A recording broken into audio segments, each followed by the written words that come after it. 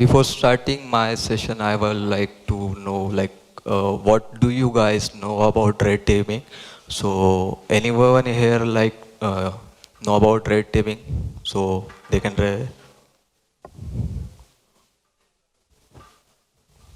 Anyone?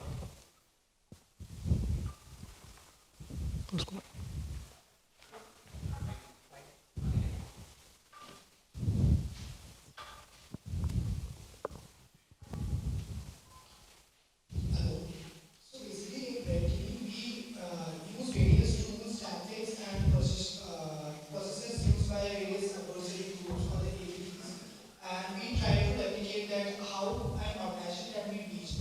So we check for the processes, how the blue team is active over there, if they can detect any attack or any compromises that can happen in an organization. Yes. Anyone else?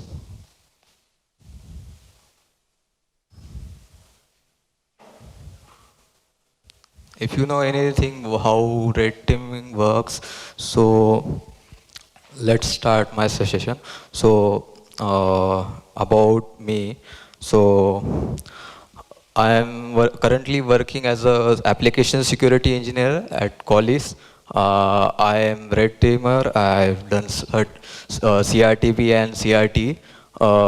I do bug bounties in my left time. Uh, let's start my session. So in this session, I will be talking about like what APT groups are, what techniques and procedures they use to cause a pyramid of pain. So also I will be covering one tool which is based on MITRE, and MITRE attack tool is like for mapping your attacks, and this will be very helpful to red teamers for pre-planning. Mostly we sometimes get confused what to do next, so this tool help us. Let's quickly what is red teaming.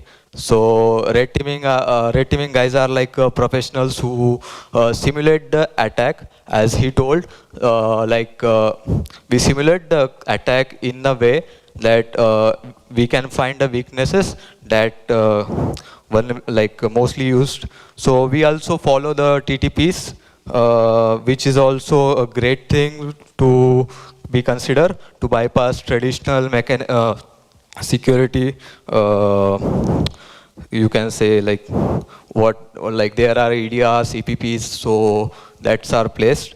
So before going further, I would like to tell what is TTPs. So TTPs are let's talk about tactics. Tactics are like high level of plan and observation guide. Like you can say reconnaissance is a one of thing. Technique is like a specific method or tools we use in attack to achieve that tactic observations. Third is like procedure. So in that we have the detailed step to step what to detailed step to step instructions and sequence to follow the attack. So let's start our red team journey. So in this journey, we will talking about the red team operations and critical in cybersecurity program. We are also talking about the red team life cycle, which is essential, and this is a continuous process we will learn. We will also be using one methodology which is called assume breach methodology. So that is one of the core of red teaming. So this is one of the red teaming attack life cycle I found on Google. So this is how it's work. There are different life cycles. So here you can see we have the internal recon. This is done after initial compromise. Then we have local privilege escalation. We do found some compromise crates, so we have that. Then we have the admin recon.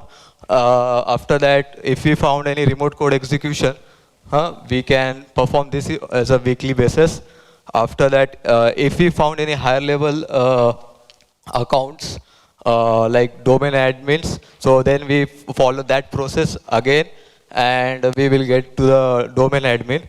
So after becoming domain admin, do anyone have the knowledge that what we can do? Anyone? Again, that guy.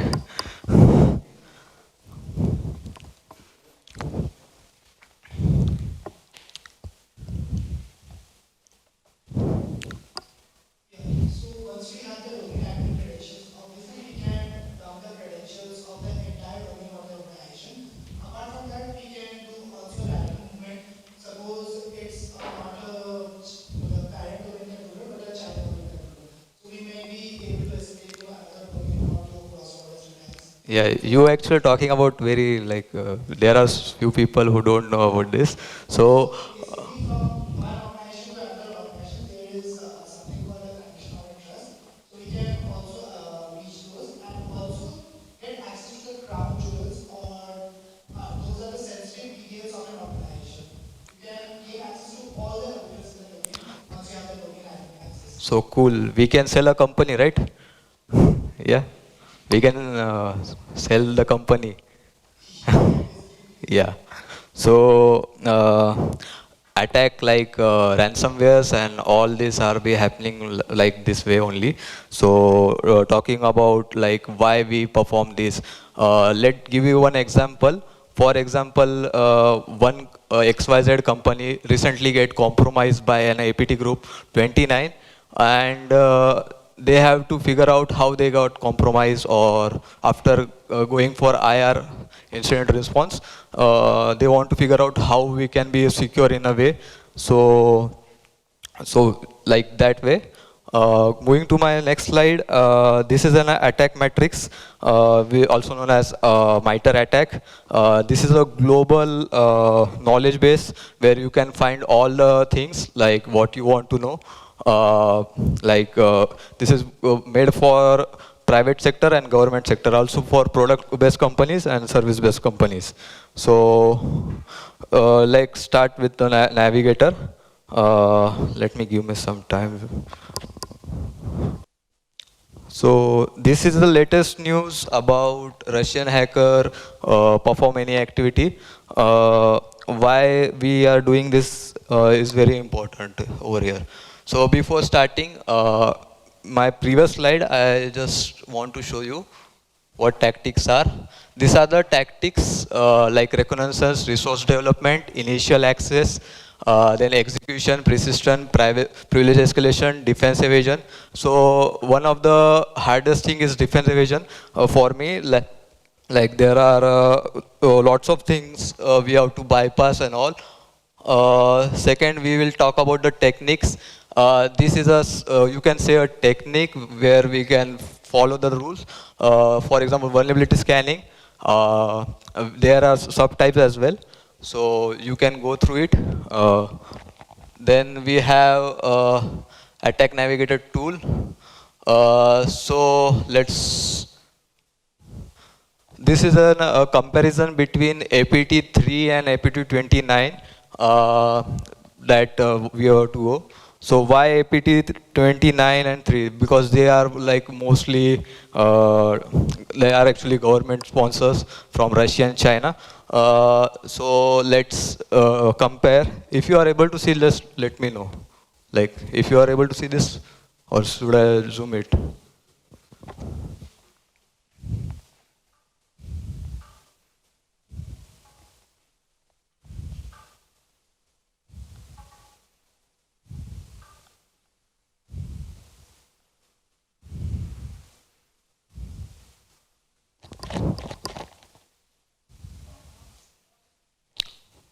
Okay.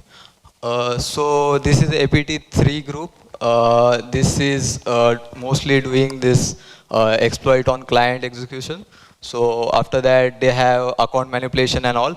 So this is a flow that they are doing, and we as an organization want to check on which they are like morely aggressive, like which product they used to perform, like which pattern. Second is like APT29. This is a like very big group as well, and they have the initial compromise. access, and after that they have some execution exploits on client and as well. So let's compare. So I'm creating new for US. So this is a new layer I just created, and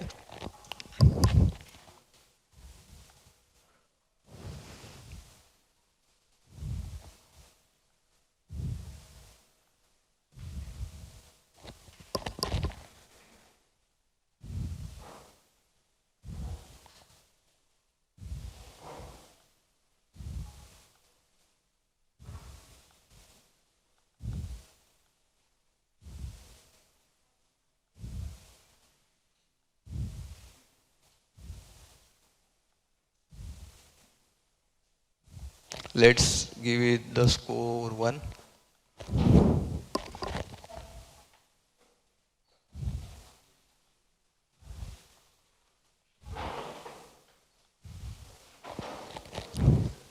Okay.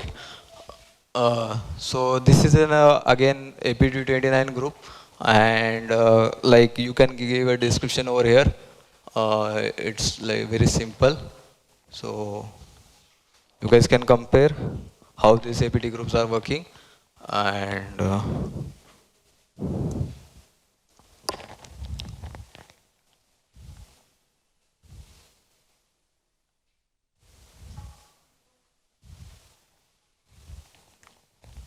to compare both of them, so you have to come here and create a new layer where right now I took A and B slide and compare in C. So we have the D layer as well. Let's remove B instead of, so you can guys.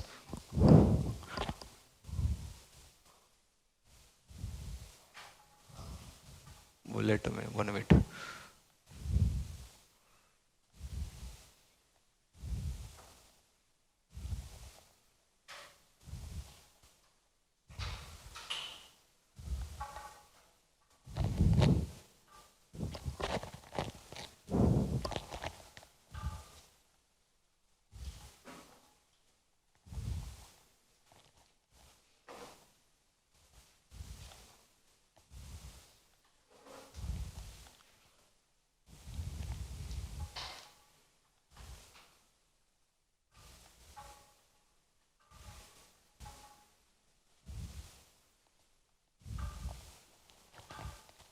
So you can see now colors. So like this is a difference between two different APT groups. The red one are like score 1, which has given to APT3, and the green one you can see that over here for this, where you can give color according to you. Depends. Coming to my slide.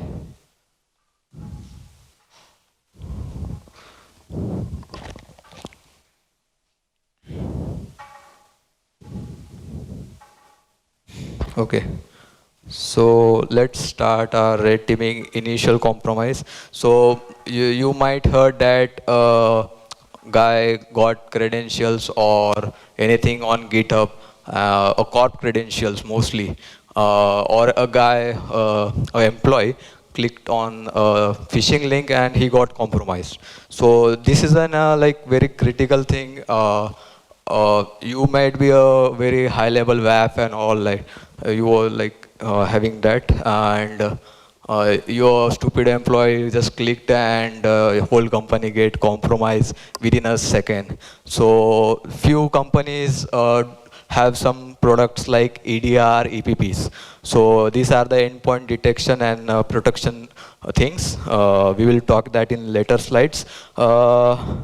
Before starting, let's understand what is our attack scenario. This is actually based on assume breach methodology, and in this we will going to see like what kind of EDR and EPPs are. We will also look for an potential target like AD, Active Directory. We will also learn about the lateral movement in inside network. So company might secure from outside, but they are too lazy to secure their things in inside network. You might know that. Let's start with why EDR and EPB. So mostly all companies are using EDR and EPB. What EDR exactly is like, it's a monitoring and analyzing system. So it just analyze your traffic and what activity is going on your system. It's also look on your user behavior. Mostly SOC guys might know that. They have some logs over there. Then we have the EPP. This is a threat prevention system. You might know the common applications like Cisco AMP and all. They are very good in this, but not in my husband. So EPP are like an threat preventing. Then EDR EPP like mostly used by companies and to minimize the attack. You might know that. Let's start on types of attack we perform on EPPs. So most of EPPs are like they detect the file on the disk only. So we also learning about how is fileless malware. So fileless malware directly dumped in memory. Then we have process injection. So this is like process evading and we perform and something. Then we have malicious scripting. This is like PowerShell script we build, and for example, Mimicat is one of the great tool. Invoke Mimicat, you might know. This is a PowerShell based script. We have then evasion technique. This is very important thing that I want to take in next slide. So why evasion techniques are important? Like the obfuscation done by an attacker can bypass EPP's mechanism. So let's talk about defense evasion. So evasion techniques are like obfuscation, encoding, packing, and crypters. So obfuscations refers to like an you can say you hide your code in something which is not readable by anyone or EPP. Like encoding, we might know that we encode something and we like give that value. Then packaging is like creating new binary with that and performing that. Then this is one of the like crypting. We create a code which will encode itself while going, and it will decrypt in memory, and it stores the function like keys in the subst. So like then we have evasion technique in memory. This is one of the like lots of EPPs and EDRs fails over here. They not able to detect any attack in memory. So focusing on manipulating of memory and does not write on disk. You might you got to know. So then we have some tools to obfuscate this. You can go through it. Invoke obfuscation, then shelter and confuse you ex. Before going to next slide, I just like to like tell you what as a red teamer we can help to a SOC team. They all are afraid of pyramid of pain. So like we will help them to enhance their mechanism. And also their monitoring systems. So this is a pyramid of pain by David J. Binko.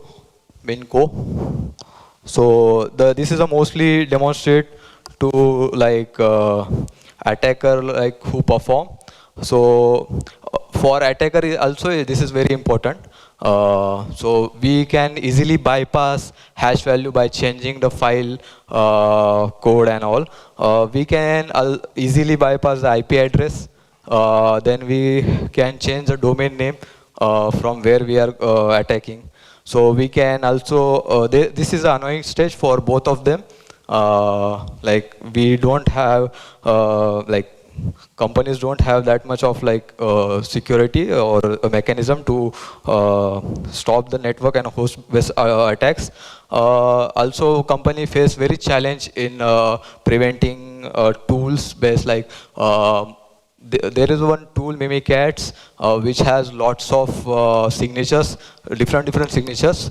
Then there is a very high level TTPs, so that TTPs is very tough for them. uh, like pyramid pen measures potential uselessness of the like intel, like if you got to know if any one of this not been detected, then whatever they are monitoring is not they are want to monitor. Right, so that's a thing. It is also shown difficulties to obtain the intel, like to get a perfect log from a system.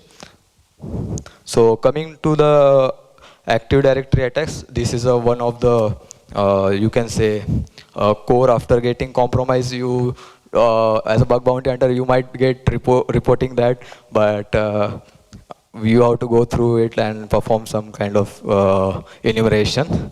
So let's start with PowerShell detection. So mostly when you get a shell on any system, this to like there will be a strict blocking mechanism. Then anti-malware, which is also called known as AMZ. Then we have container language mode (CLM), and there is WDAC. Uh, so here are some like I just given you the what are these bypasses. For AMZ, lots of things happen like this might get detected. So you can obfuscate this like code and you can run that. Uh, Coming on domain enumeration. So domain enumeration is like an you perform some like reconnaissance on the domain. In domain enumeration, you can look for like users, computers, domain admins, enterprise admins, GPOs, OUs, organization units, ACL, access control list, and also in access control list there are lots of things. We have SACL and DACL. SACL is for auditing purpose, and DACL is for the like showing trustees. Uh, we will also looking for the trust between the domains. There will be a transitive trust between a domain and non-transitive trust between the uh, and these are the tools. One is AD module, which is officially signed by Microsoft, and the second is in a PowerView. I play with both of these tools, and this is very, you can say, very important. Second, we have Bloodhound. This is a give you a UI base. What exactly where are you are and where you want to go. You can see. Then we have privilege escalation. After getting like getting compromised any credential, you might go for a privilege escalation, perform any activity as a root or administrator. Like let's in this AD environment, there are multiple scenario which leads to a privilege escalation. Hunting for a local administration access on other machine and hunting for high privilege domain accounts. So we can look for missing patches, then automated deployments which has a password in clean text. We will also looking for misconfiguration services. We will also looking for DLL hijacking all. So that's the thing. Coming on to the Mimikatz, this is one of the tool I run in my organization mostly. So Mimikatz is used to dump crates and tickets and many more like interesting things. Invoke Mimikatz is there, which use like reflected process injection, and Mimikatz can be loaded in memory directly. Like we can perform over the pass hash attack, DC sync attack, and obtain credential like domain admin and all. So Kerberos, this is very boring topic. So Kerberos is actually very interesting target. Kerberos is a basically authentication in a Windows Active Directory environment. Client need to obtain this ticket from the key distribution center, which is also known KDC, which is a service running on the domain controller. This ticket replicate the client credentials. Also, let's talk about how this mechanism work. So, as a client, I requested my password converted in NTLM hash, and a timestamp of encryption will be sent, and in return I will get as a TGT, as in encrypted and signed. Then again client will request that TGT, and that will be encrypted in Kerberos hash, KRB TGT hash, and after that again the KDC send that NTLM hash with encrypted. Then client communicate with the application what he want to contact for our resources. Then application check that with pack, and it's give back to the application, and that request go to back to the client. So here we can perform lots of attack like golden ticket attack, silver ticket attack, diamond ticket attack. We can perform other attack as well. Jumping to the my like one of the favorite attack on Jenkins. So this is an attack we used to perform to get an lateral movement, and many enterprises applications and administration privileges. This Jenkins run on administration privilege, so we can hop on and enumerate what exactly it's. So like we can enumerate the users, which users are there. So that's a cool thing. So this is a live example we performed, and we got the etc password. So I actually blur this because this is a critical one. So like after that, this is a Groovy script I perform to get a cat the etc password, and coming to this is an SSH key I just got, and you can also get this. Coming to my live, I'll give you a demo on this. So this is a showdown. Let me go back. So for SB meetup, I just made this in for like this. So I go to Showdown and I just search for Jenkins 200. Here I search for OS Ubuntu because I was looking for a reverse shell, but I didn't get anywhere. So this is a dashboard, so you can find. Let's start.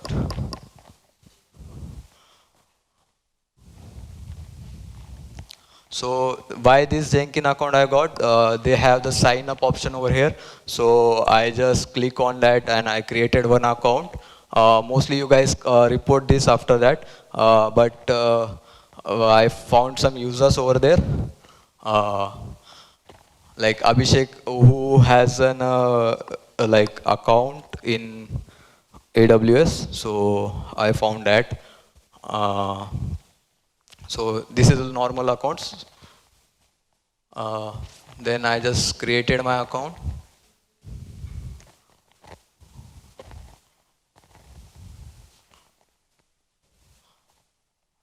Then I log in with my account. So here we have all like builds and all.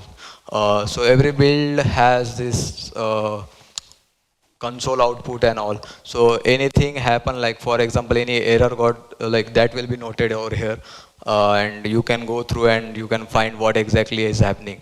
So mostly company do stupid things, and they put their AWS credential over there, and you can find that easily.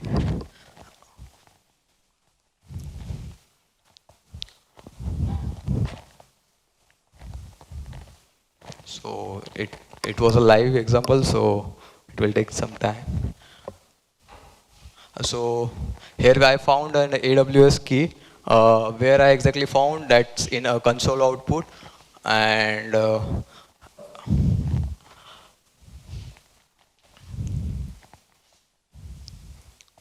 at the bottom you can see in Jenkins there is a vault we can use, but lots of company don't have this kind of knowledge and they just randomly run. And here you can see the access key for EC2, and there is a secret. Uh, so what I can do with this? Can anyone tell? Can anyone tell what can I do with this, using this? Anyone?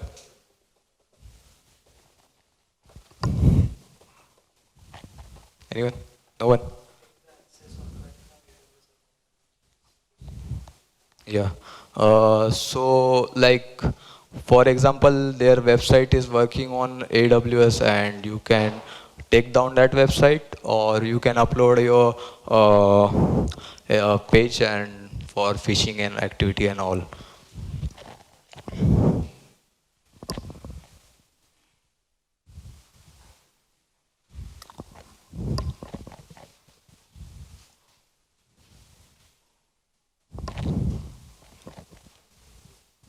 So I just checked what exactly they have some instance running right now, and I took one instant and I like took it down just to check if I have the right permissions. So I have that permission, and I have done lots of things over there. Uh, so these are the instances. The key name is Western Labs. Uh, this is for just for education purpose. Don't try, and don't take my name. So we got to know that they are using Elasticsearch to find that, and it is running on ETC1, and I was looking for the directory where I can found anything.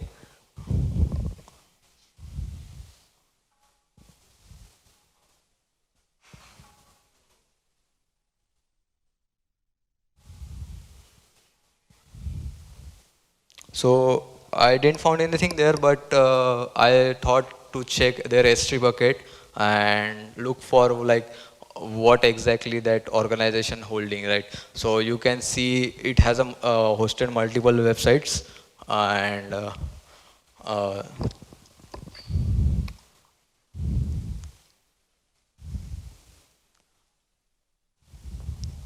so all that internal files were there. So I was just looking of what exactly, and that's it. You can take it down and perform whatever you want at their AWS. You can run your Bitcoin mining stuff as well if you are interested.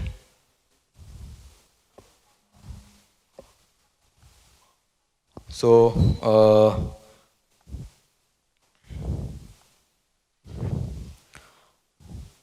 let's talk about C2's command and control. So in organization, you can't be sitting on one computer and performing everything. So you have to be like having all this like multiple shell, what do you say, multiple shells at the same time, and you have to hop from one shell to another to just check. So I mostly use Caldera and Covent. So these are the two C2s I use, and there is a all that things like CrowdStrike, Cobalt Strike, sorry, Cobalt Strike, and other C2s you can find, or you can build your own C2, and there are the resources I will share. Uh, then what happened, like due to organization like save these things. We have atomic red teaming. This is one of the automation tool that used to perform like automation red teaming. If you don't have knowledge, don't use this tool until and unless you have the perfect environment to test.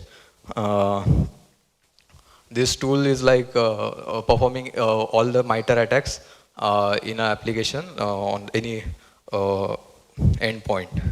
So thank you. That's it. Anyone have any question?